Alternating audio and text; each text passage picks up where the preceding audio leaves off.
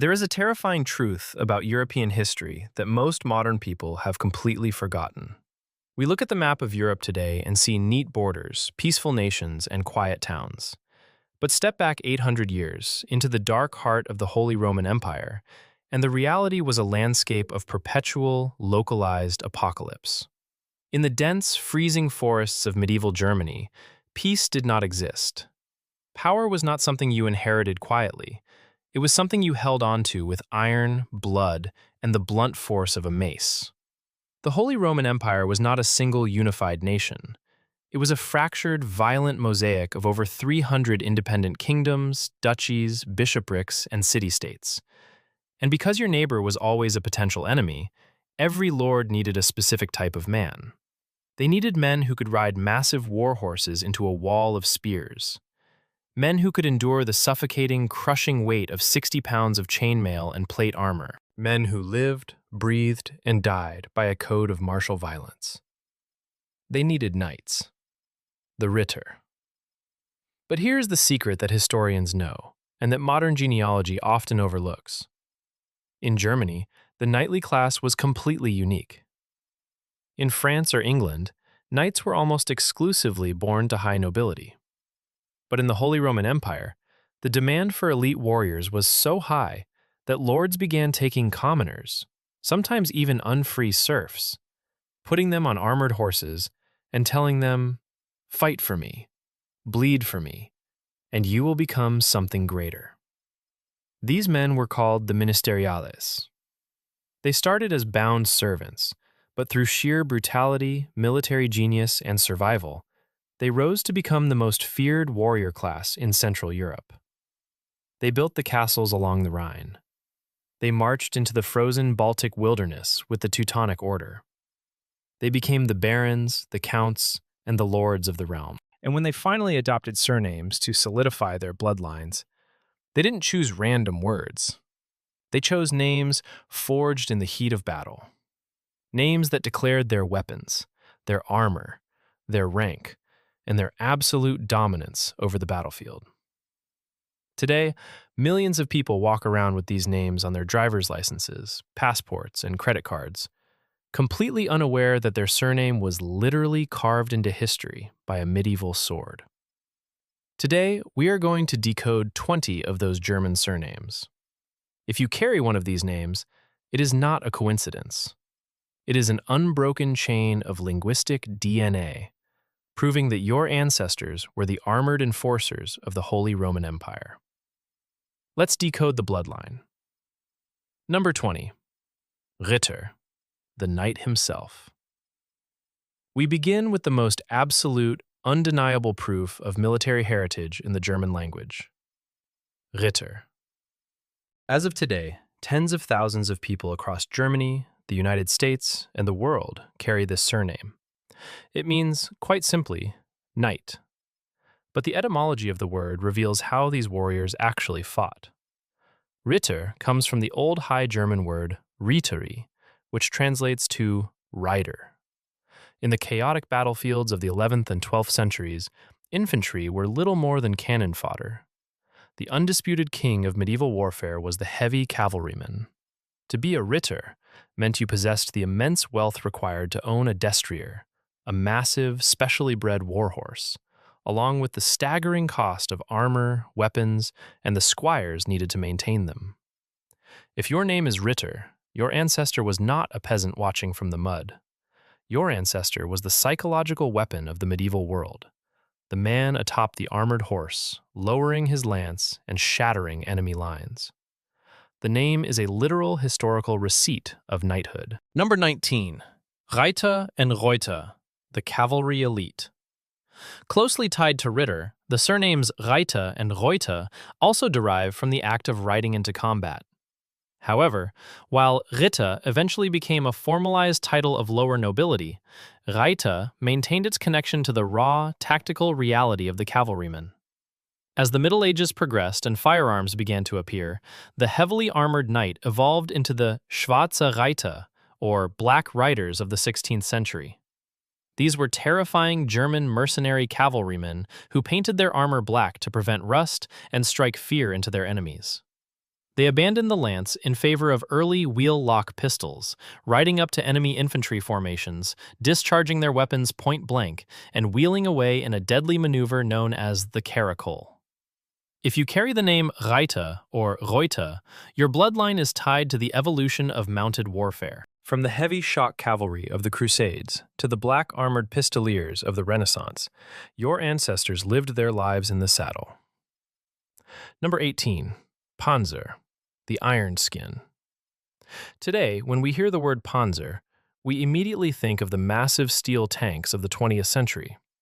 But long before the combustion engine was invented, Panzer meant something much more intimate and much more personal. In Middle High German, a Panzer was a coat of mail, and later plate armor. It was derived from the Old French word pensier, meaning the piece of armor that protected the paunch, or the stomach.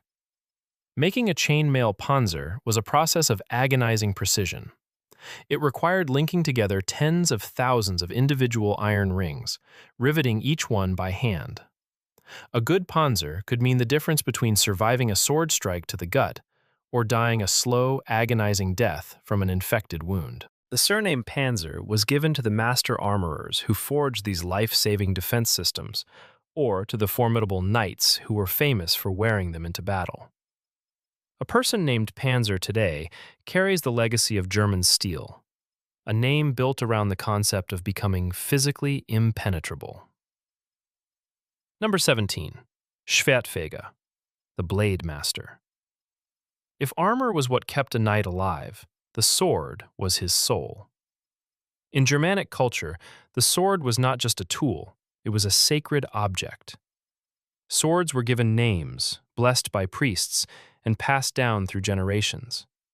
And the surname Schwertfeger points directly to the men who perfected these holy weapons.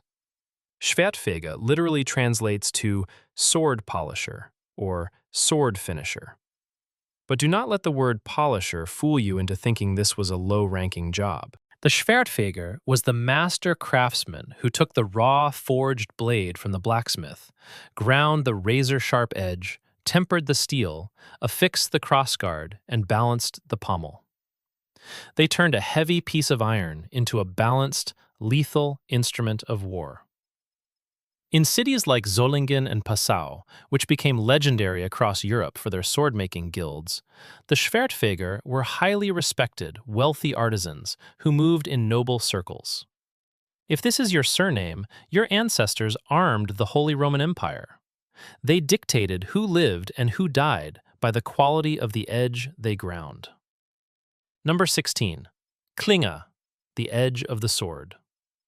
While the Schwertfeger finished the weapon, the surname Klinge cuts straight to the lethal component itself. Klinge means blade. The suffix er turns it into a person.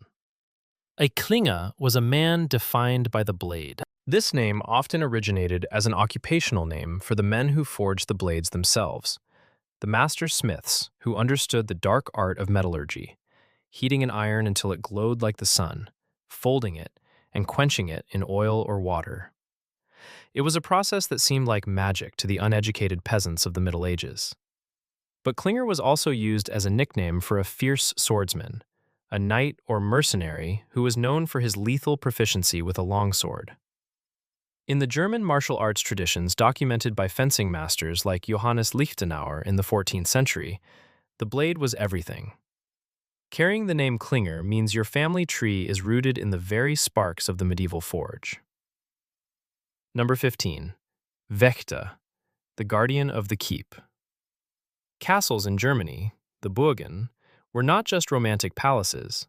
They were brutal, functional military installations designed to project power and survive apocalyptic sieges. But a stone wall is useless without men to defend it. The Wächter was the watchman, the sentinel, the guard. In the context of the knightly class, a Wächter was often the commanding officer of the castle garrison. They stood on the high stone battlements in the freezing rain, staring into the dark tree lines, waiting for the glint of enemy armor or the smoke of a raiding party. When a siege began, it was the Wächter who commanded the archers, organized the boiling oil, and held the gatehouse against battering rams. It was a position of supreme trust. If the Vecta failed, the castle fell, and everyone inside was slaughtered. If your surname is Vecta or Vechta, your ancestor was the shield that protected the realm. They were the ones who stayed awake so others could sleep. Number 14. Bergman, the professional defender. Related to the Vecta, but representing a very specific elite class, is the Bergman. As the Holy Roman Empire fractured, lords built hundreds of castles to secure their territories. But a lord couldn't be everywhere at once. He needed professional, highly trained knights to live in his castles permanently and defend them at a moment's notice. These elite resident knights were the Bergmannen. In exchange for their military service, they were given lands around the castle, a house within the walls, and a cut of the local taxes. They were essentially the special forces of the medieval era, sworn to a life of perpetual military readiness. Over generations, the title of Bergman became hereditary. The sons of a Bergman trained with swords from the moment they could walk, knowing they would one day take their father's place on the walls.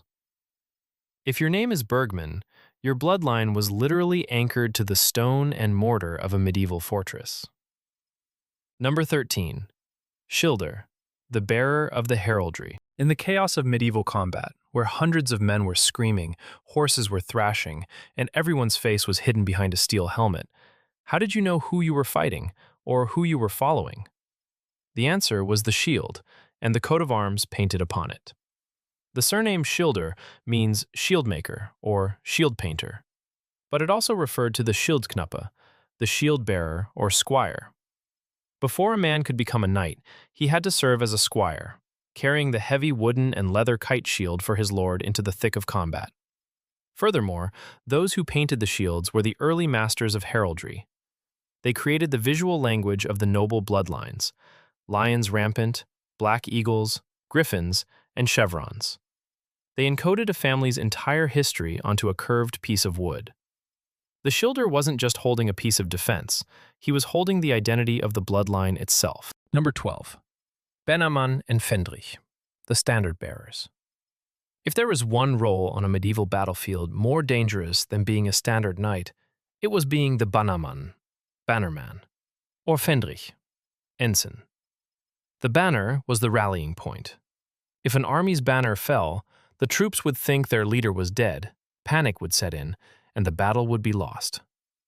Because of this, the enemy's absolute primary objective was to hack their way through the lines and kill the man holding the flag.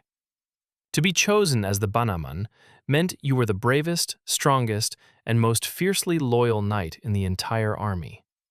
You had to hold the massive flag upright in the wind, while simultaneously defending yourself from heavily armored men actively trying to murder you. You were the tactical center of the war zone. The name Fendrich evolved into a military rank, but originally, these names denoted the men who carried the colors into hell and refused to drop them. Number 11.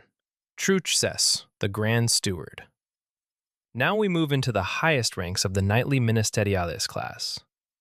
The surname Truchsess sounds strange to modern ears, but in the Middle Ages it was a title of immense power.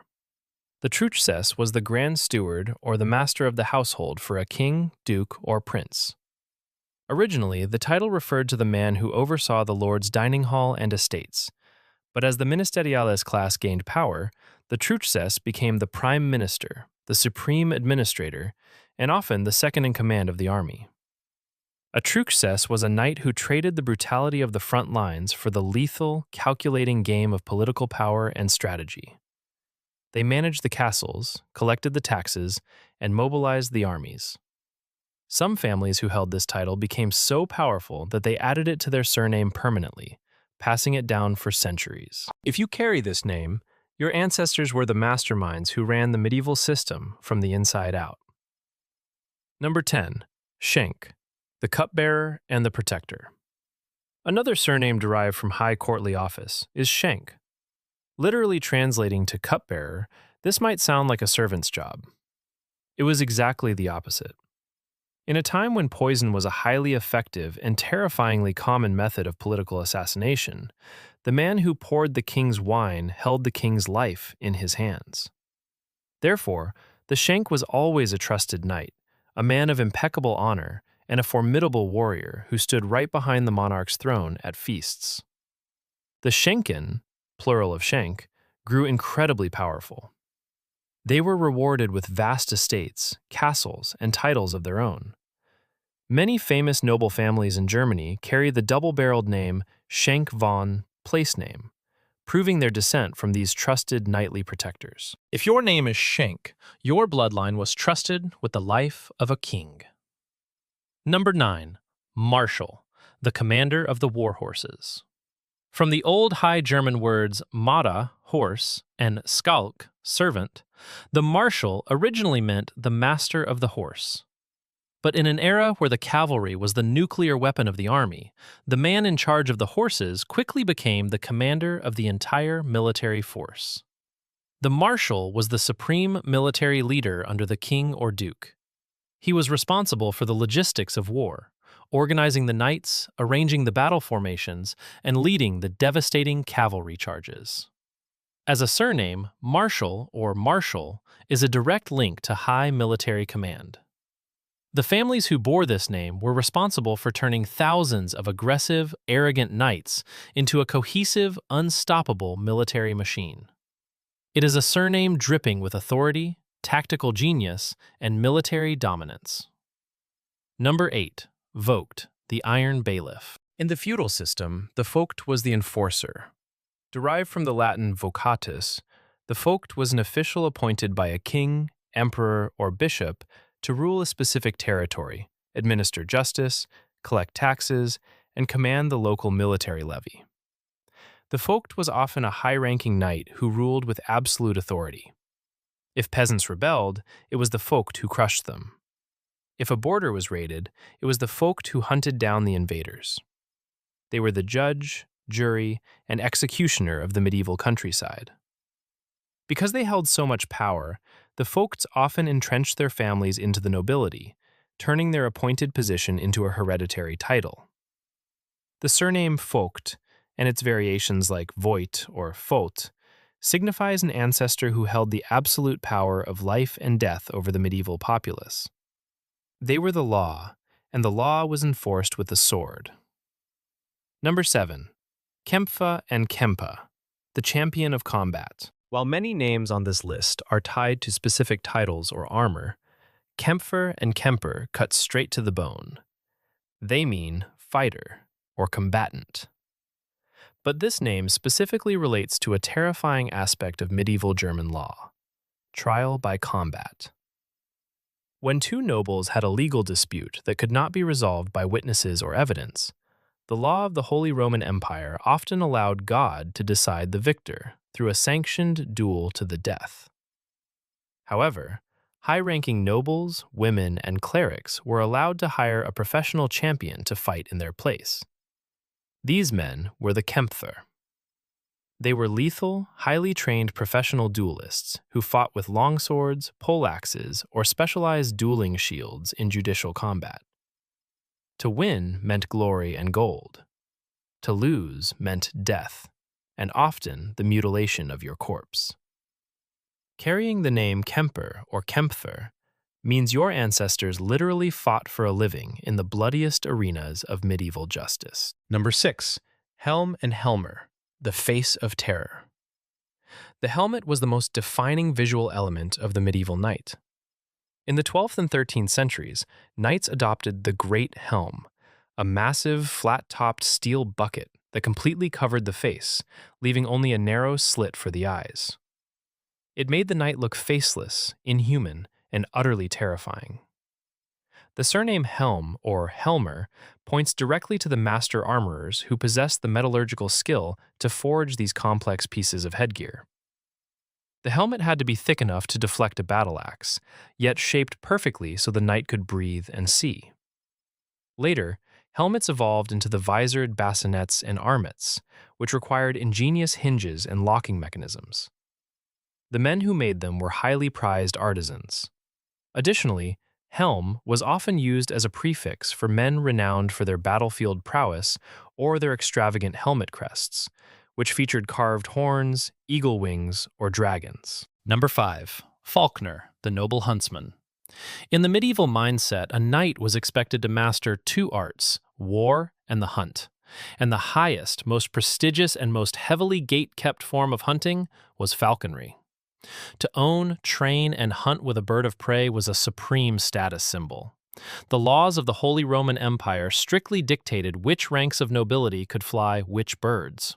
An emperor might fly an eagle or a gyrfalcon, while a standard knight would fly a peregrine. The falconer, was the master who captured, trained, and handled these incredibly sensitive and dangerous birds. They worked closely with the highest nobility, spending their days on horseback in the royal forests. It was an occupation deeply embedded in the aristocratic, chivalric culture of the Middle Ages. The surname Falkner is a direct tie to the elite sporting life of the knightly class. Number 4. Stecker, the jouster and tournament champion. When knights were not fighting in actual wars, they fought in tournaments. And the German tournaments were notorious across Europe for their violence and scale. The surname Stecker translates to thruster or piercer, and it is directly connected to the art of the joust, specifically the Gestech, a heavy jousting event popular in Germany. Two knights, wearing specially reinforced armor that could weigh over 80 pounds, would charge at each other on war horses with heavy, blunted lances, trying to shatter the opponent's shield or physically violently rip them out of the saddle. The Stecker was the man who excelled at this. He was the tournament champion, the medieval equivalent of a superstar athlete. These men traveled from city to city, winning vast fortunes in prize money, horses, and armor. They lived for the roar of the crowd, the splintering of ashwood lances, and the glory of the lists. Number 3. Lanz and Lanzen, the spear of the charge. The sword was the symbol of the knight, but the lance was his primary tool of destruction.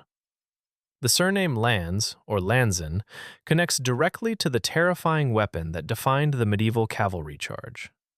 The couched lance, a 12 to 14-foot pole made of ash, tipped with a steel point, tucked under the knight's arm and locked into the armor, allowed the knight to transfer the entire weight and momentum of a galloping war horse into a single pinpoint of impact.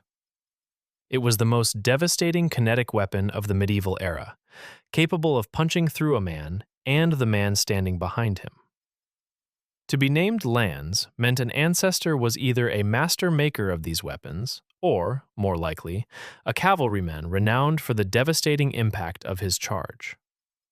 It is a name that embodies forward momentum, unstoppable force, and the blunt trauma of the battlefield. Number 2. Adelman, the nobleman and the bloodline. As the centuries passed, the ministeriales, those once unfree warriors who fought on horseback, solidified their power so absolutely that they became the recognized nobility of Germany. They built the castles, they held the land, and they claimed the titles. The surname Adelmann literally translates to noble man. It is the culmination of the knightly journey. In Germany, there was a strict distinction between the Uradel, the ancient nobility whose origins were lost in the mists of the Middle Ages, and the Briefadel, those who were granted nobility by a letter patent from a king much later. An Adelmann was someone who belonged to this exclusive aristocratic caste. It meant your blood was considered different from the commoners. You were exempt from certain taxes. You had the right to bear arms, the right to a coat of arms, and the right to demand trial by your peers. It is a surname that carries the absolute peak of the feudal hierarchy. Number 1. Von, the ultimate mark of the feudal lord. Finally, we reach the most famous, the most coveted, and the most fiercely protected marker of German knighthood and nobility. It is not exactly a surname, but a preposition that became the ultimate symbol of bloodline. Von. Meaning from or of, the word von originally just denoted where a person was from. A peasant named Hans from the village of Burgdorf might be called Hans von Burgdorf. But by the 14th century, the The knightly class realized they needed a way to separate themselves from the commoners permanently. They monopolized the von. They began using it specifically to denote that they did not just come from a place, they owned that place. If you were Otto von Bismarck, you were the lord of the Bismarck estate. The von became a legally protected marker of nobility. If a commoner tried to use it, they could be imprisoned or fined. It was a prefix reserved for those whose ancestors had built the castles, commanded the armies, and carved out their estates with the edge of a sword. It is the ultimate linguistic proof that your bloodline commanded the Holy Roman Empire. These 20 surnames are not just random letters printed on a birth certificate. They are historical artifacts. The Holy Roman Empire eventually collapsed. The castles fell into ruin or were rebuilt as museums. The plate armor rusted, the swords were hung on walls, and the roar of the cavalry charge was silenced by the roar of the cannon. The age of the knight ended. But the names did not die. The bloodlines adapted.